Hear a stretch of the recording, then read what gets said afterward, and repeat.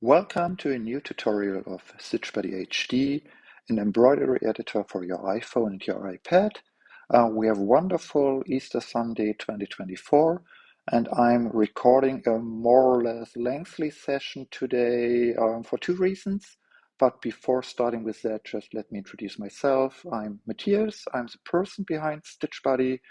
StitchBuddy comes in two flavors for macOS, so your MacBook, for example, and for iOS, iPadOS on iPhones, iPads.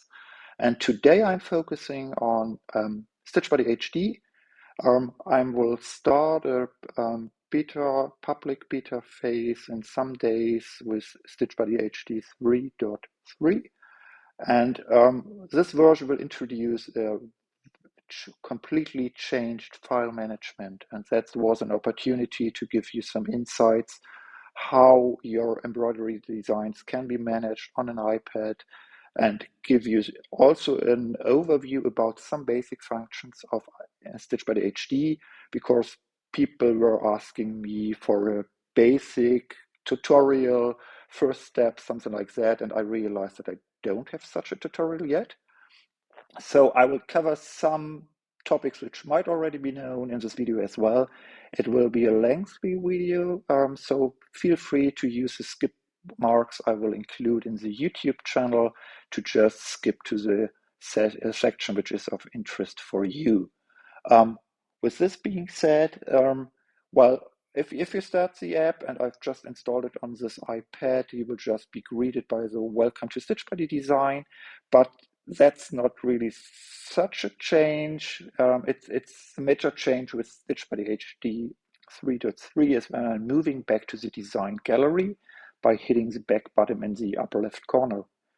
So what you see here in StitchBuddy HD is basically a view some of you know from Apple's Files app, for example, from Numbers, from Pages.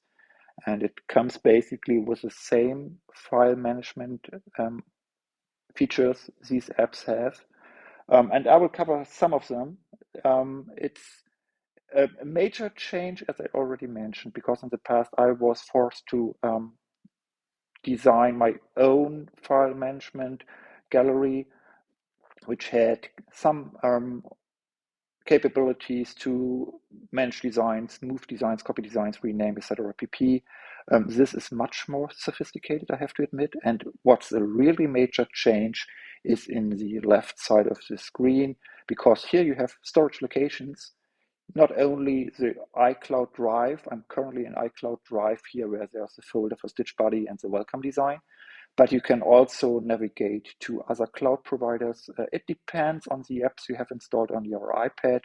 For example, I have Microsoft OneDrive installed as well as Google Drive or Dropbox.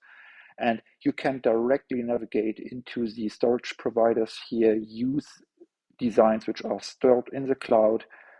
I have to admit that the capabilities on these storage locations are a little bit depending on the implementation the vendor has done. So there might be situations where you're maybe not able to directly edit a design, or some limitations there.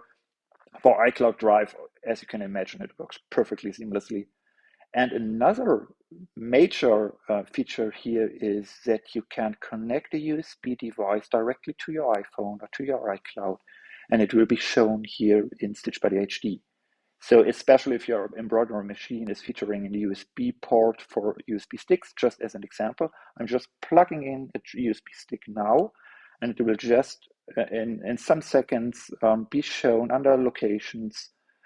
Here is no name, it's a USB device. And this is a USB stick with some folders. Generally, owners might recognize the folder structure here with designs directly on the stick. And I can open the design on the stick itself like I do now. It's a USB design GF. I could edit the design there, save it directly back to the USB stick, which I use with my embroidery machine, just as an example. There are also other opportunities. You can easily share designs with others here by just using a long tap on the design. And there you have all these options which could be performed on a file.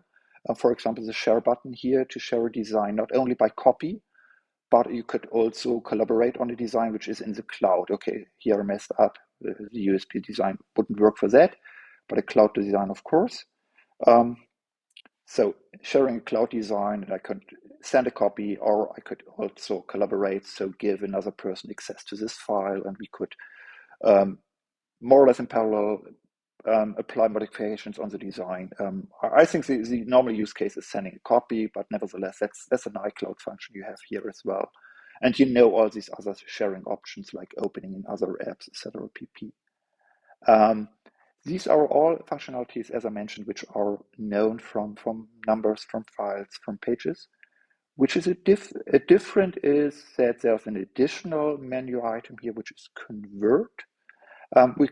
We'll come to this in a minute, but that's an addition from StitchBuddy to convert it and embroidery design into different formats there. Talking about opening designs, you have other options as well. So for example, if I'm on a website, and I've just visited a site from Bernina here, they are offering some free embroidery designs, and this is a download page.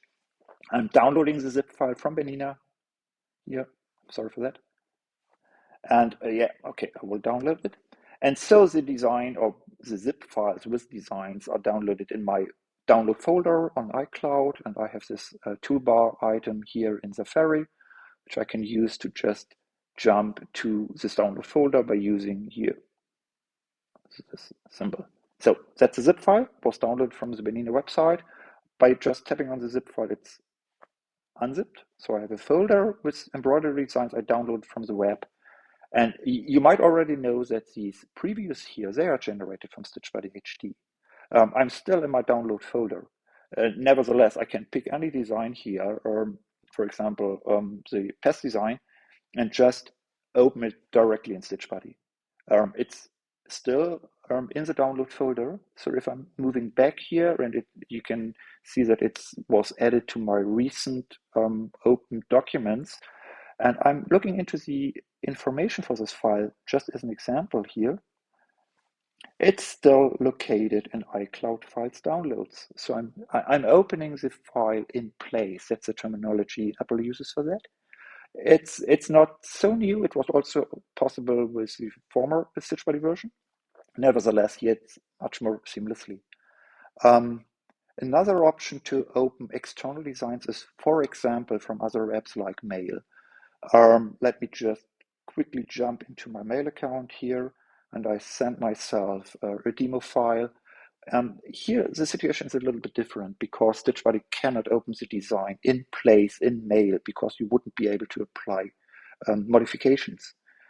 Nevertheless, I'm previewing the design first. It's still shown from the plugin from StitchBuddy, and I have an option to open it directly in the app.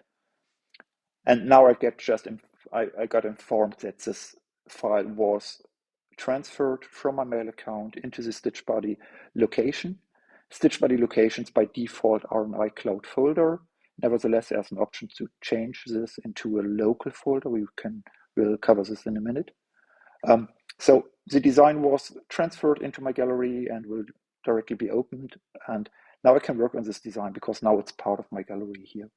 And just to give you an example here, I could, for example, change the thread card, so the color palette of this file, which is normally using internal colors. That's what you see in the lower right corner. It's one color, which is an internal color from the Genome file. But I could use external thread shots as well. Let me just use this color menu here, and I will change the thread chart, and I would like to have threads from Fufu Rayon used. And don't be surprised, I will now be asked to perform an in-app purchase because StitchBuddy HD is free for browsing designs. But if you're applying modifications to the designs, like an additional thread chart, it's editing designs, and there I'm asked you to buy an in-app purchase. So that's the warning I got. So I'm currently hitting a trial limitation there. StitchBuddy Pro is the in-app purchase I need to apply changes to designs which have more than 1,000 stitches. And yes, I will buy that. Um, just for transparency here, I'm in a test environment. So it's a sandbox account. I'm not really making the purchase here. It's more like a demo for that. It will look a little bit different if you're joining the public beta in the next weeks. And later in a production environment, of course, it's a a productive purchase, and it will cost you, of course, the charge which is mentioned. It's a one-time charge. It's not a subscription, and it will apply to your, or it will be calculated in your local currency. So I'm purchasing here with my test account. I'm asked for a password. Hopefully, it's still in my passport. No, it's not. Oh, don't. Oh, okay, so I have to enter it.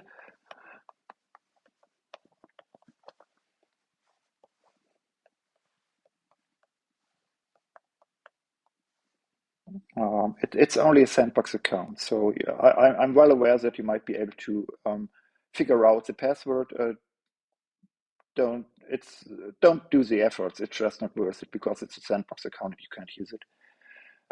So yes, my purchase is done, and now I'm trying again to apply this Fufu thread chart here, which is now possible. The color has changed slightly, and in the lower right corner you can see it's Fufu Rayon. And now I'm moving back to the gallery. And for example, I'm converting this file into a different file format. We are now a little bit stuck here because for some reasons the email attachment is not showing up in recents. I have this from time to time. I don't know why. Nevertheless, I'm just navigating into my iCloud drive here. I know that welcome was already added to that. And I'm using a long tab on the design, but, and that's also a major change, you can perform file operations on multiple files here. So I could always use the select option. I could mark several files here and then use the icon with the two arrows to convert these, for example, or of course other file operations which are provided like duplicate files, move files, delete files, etc. pp. I can also use a long tab on multiple files here and have the context menu giving me all the options I have. But for the moment, I'm fine with just long tabbing a single file. Use the convert button here. And well, here are the target file formats which are available. There's the heads up regarding the PES version 1.0 file format because that's limited. Or I'm only able to write PES 1.0 and a file size up to, well, roughly 5 by 7 inches is fine for that file format. If you have larger designs, you need to convert it in a different format like PC or DST. There's an FAQ, a frequently asked question on StitchBuddy's support website covering this topic.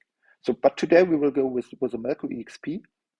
This design is a specific one because it doesn't hold colors. Like the Tajima DST file, these are professional formats. They don't know about thread colors at all. So normally a design would be shown grayscaled in StitchBuddy. But we have applied an external thread chart. And for this reason, the EXP file is using this external thread chart as well. And the welcome is still stitched out in a green thread here. Just to give you the idea how it looks like. So that's maybe about operating with files, applying file operations. There are a couple of standard operations like copy, rename, move, delete, etc. pp. You can share files for collaborating in iCloud or by copy. Converting is an option in StitchBuddy into a couple of target design formats there as well.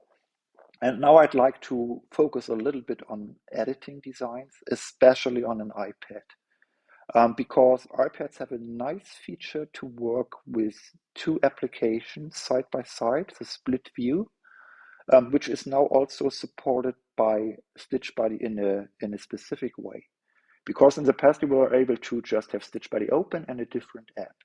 And now I can open StitchBuddy, go into split view, like I do here, and select StitchBuddy itself as the second app. So now I have StitchBuddy next to StitchBuddy. But these are two windows really here. It's not even two windows. They are like two applications running side by side. And I can do, well, fun stuff here. For example, opening the other design here, and let me just remove here, for example, the StitchBuddy or the welcome part. And I'm changing the split view a little bit to work better on with a larger area on this design. And now I'm selecting welcome with all stitches of a thread, and just by tapping with one finger on a thread of welcome, and I'm just deleting this part of the design. So that was easy. And now switching back or looking to the left in the other window where I still have welcome, which came from my mail attachment here. I will copy welcome to the right side. Maybe a small heads up here, as you might realize, the toolbar of my left StitchBuddy looks a little bit different because I just missing the space, lacking the space here for all toolbar icons. So you don't have a redo item. I can undo changes all the time. So here, for example, by hitting this icon, and I can redo changes as well. That's missing on the left side because of the space is just not available to offer this icon. And you might miss the color menu. Well, color menu is an essential part, of course, of the app. So it's not really lost. I just moved it into the tools menu. So if you're using the tools menu here, you will see the same colors menu you had on the right as a kind of a sub menu to change, for example, this red color or something like that. So it's not lost, it just has moved into the tools menu. Okay, coming back to our editing modifications here, I'm selecting now stitches on the left side. I could, for example, select all, which is just the welcome, the word welcome. Copy the selection with the clipboard menu, and now directly paste it into the design on the right side by using the clipboard menu and paste the stitches. The stitches are still selected, so I can just drag and drop welcome wherever it should be, and I'm done.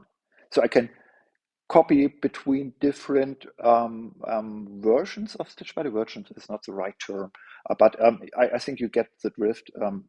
I have StitchBuddy multiple windows. I can copy from one window to the other, and of course, normally I'm using StitchBuddy in only one single window, but nevertheless, it works.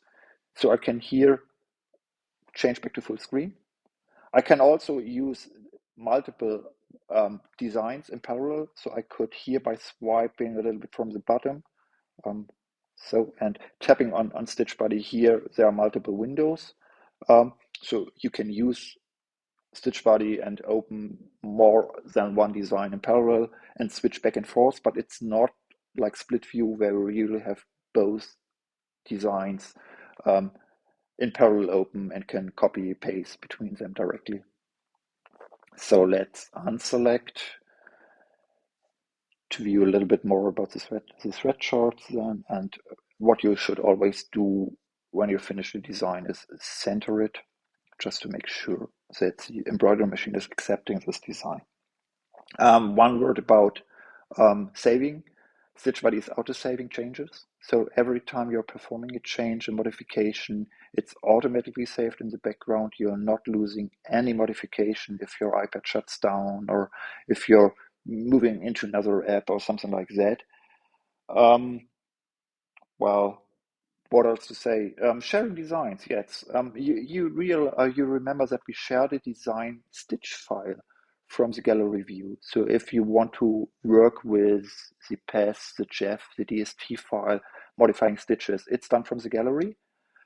But if you'd like to share a design like it looks, for example, printed to a printer or share the PDF of a design, etc., that's done from this edit view here. So there's a menu on the left, on the right side for additional options. It's this one. And here are print options you might know from the past, but there's also an option to share a PDF, and a PDF comes in two flavors. So I have a full detailed sheet which is mentioning the threads used, the stitch counts, the dimension of the design, etc. pp.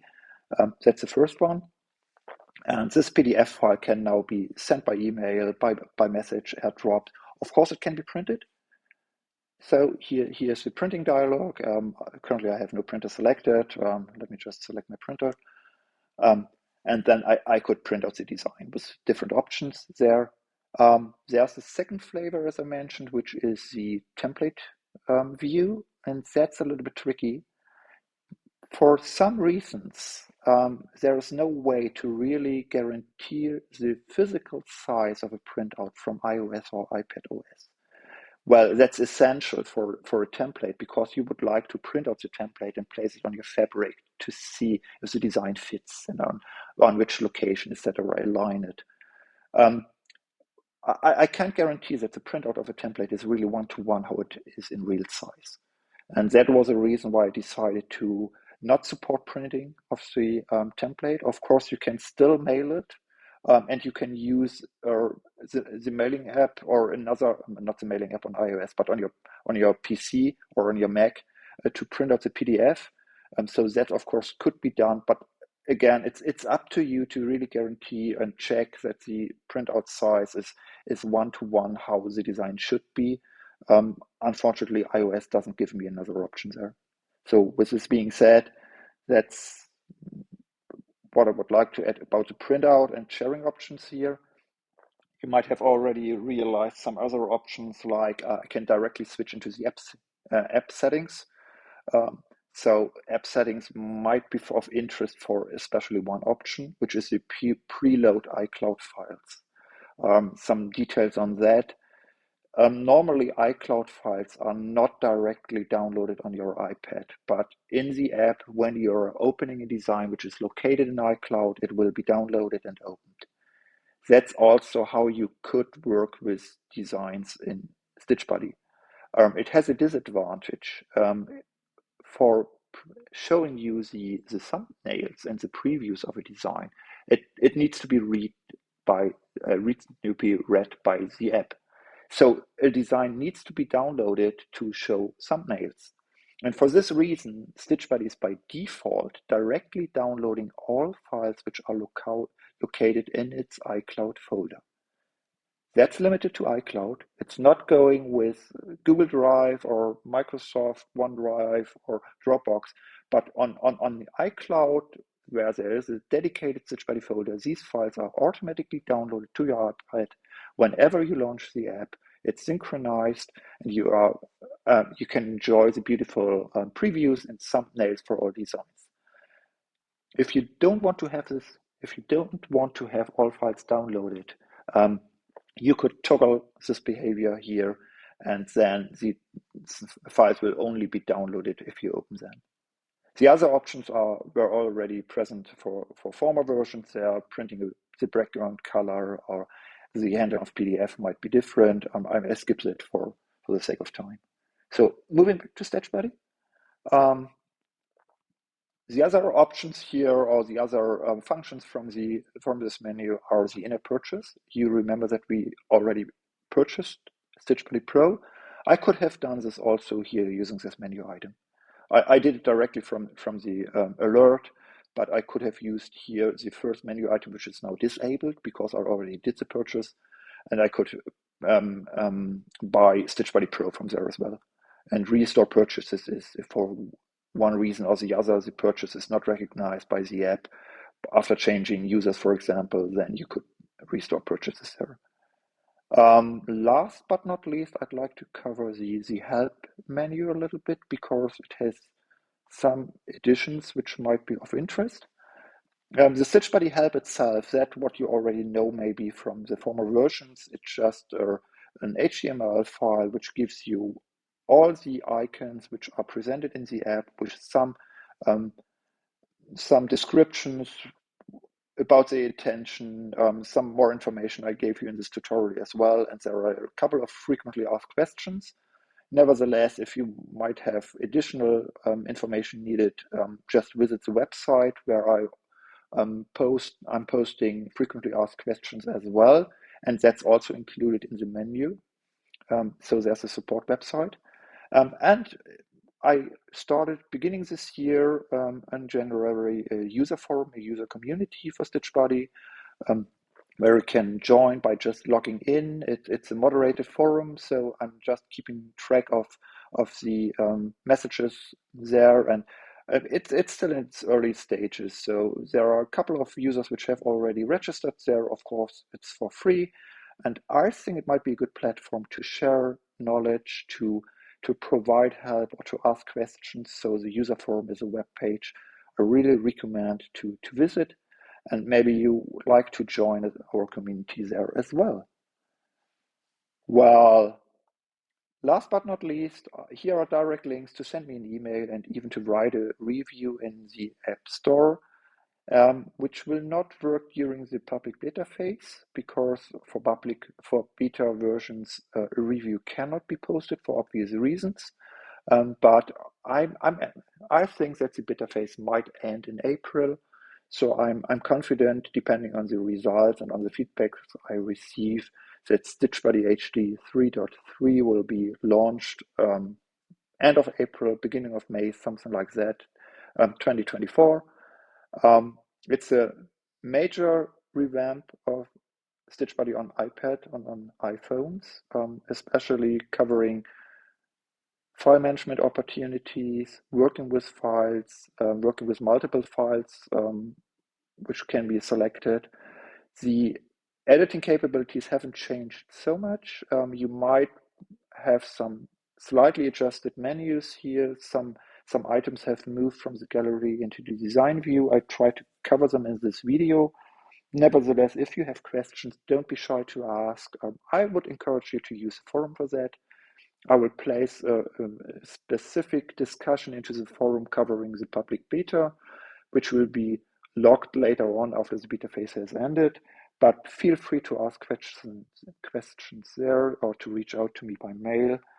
And of course, take use of the videos and FAQs posted on the website. With this being said, thanks for your attention. I'm happy to have your comments, your feedback. I also, of course, take care of YouTube comments as well, but honestly, I'm preferring feedback on another channel, which is easier to manage. Nevertheless, happy to hear from you. Have a great Easter 2024 and all the best.